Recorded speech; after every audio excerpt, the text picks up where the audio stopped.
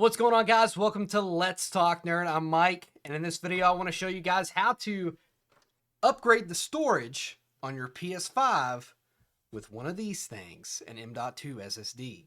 So if you are at the point with your PS5 where you're having to uninstall games to install new games, or you just have a lot of games that you want to play but you don't have the storage, you may look into upgrading the SSD on your PS5. So there is a extra slot on your PS5 that you can put one of these M.2 SSDs into.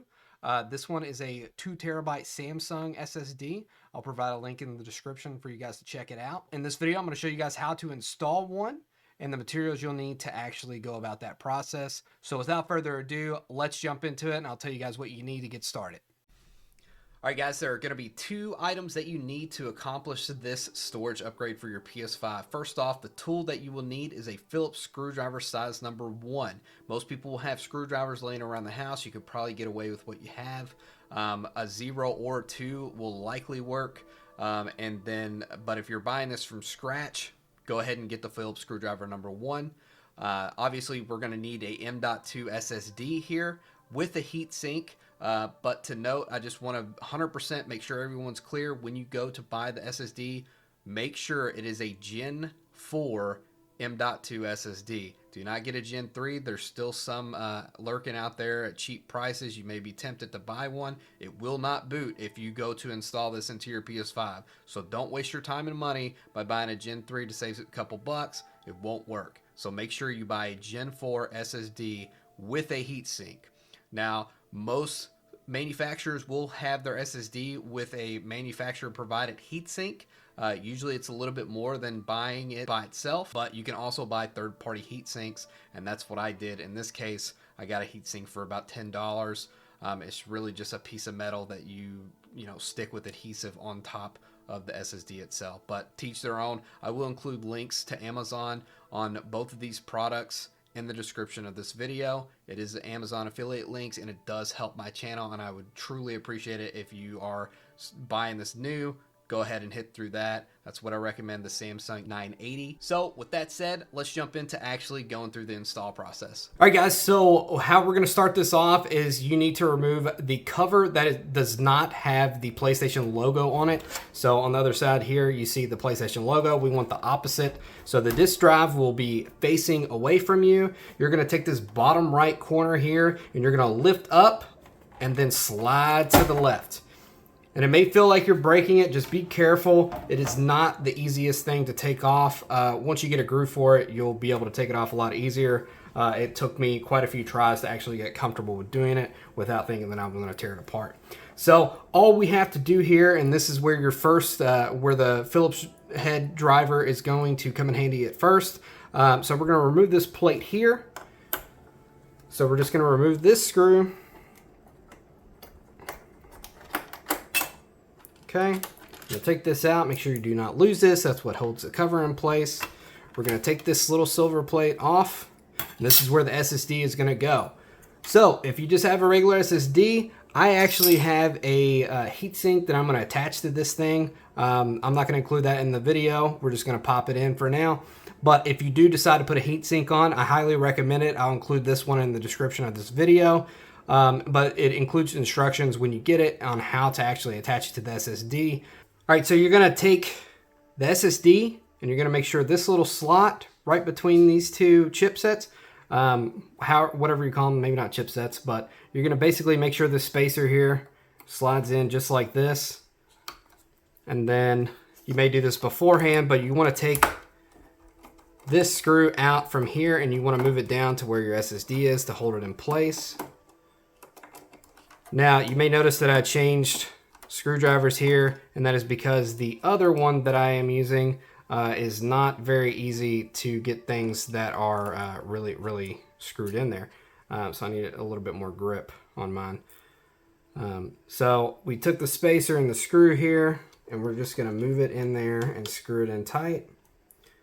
Now, don't over tighten this, obviously. You don't want to break the end of your SSD, but you want to make sure that it's firmly in place. And also make sure that the spacer is not lopsided. But it should screw into place pretty easily. It's pretty snug. It's not moving. we're good to go. And that is basically it. You want to kind of reverse the steps here after doing that.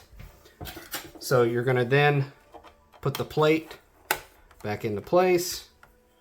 Screw this in.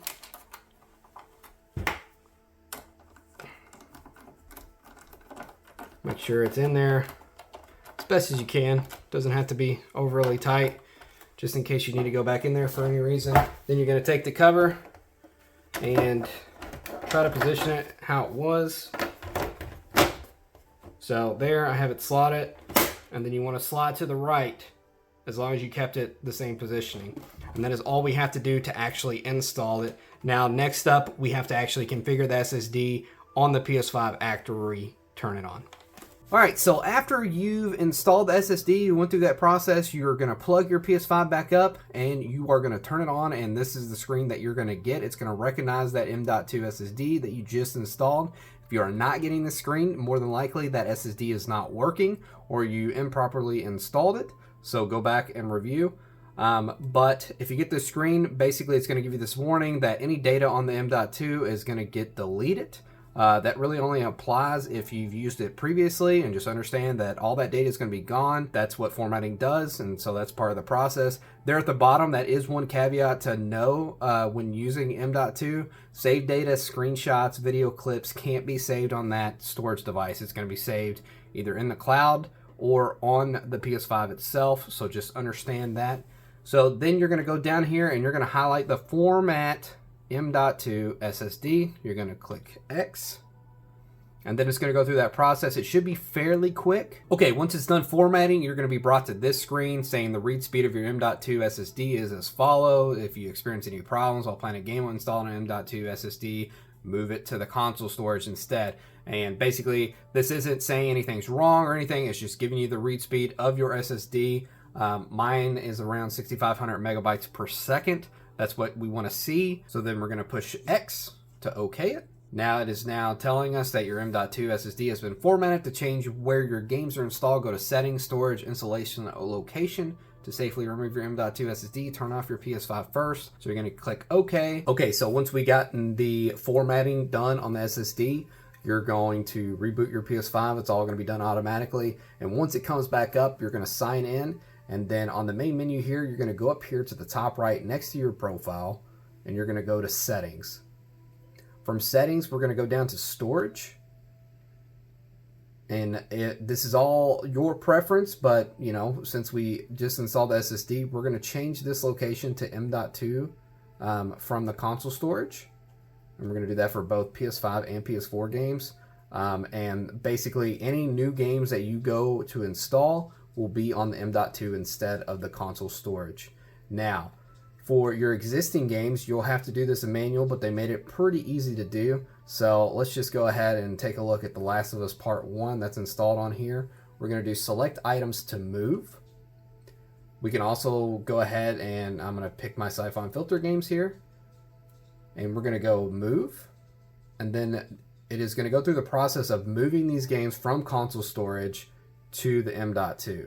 But that's ultimately it. That should be everything that you need to do to upgrade your storage in the PS5. If you guys have any questions at all, feel free to leave them in the comments down below this video. If you enjoyed this video and it was helpful and it helped you get through this project, hit that like button and I would really appreciate it. And subscribe to my channel for more content. And we'll see you next time on Let's Talk Nerd.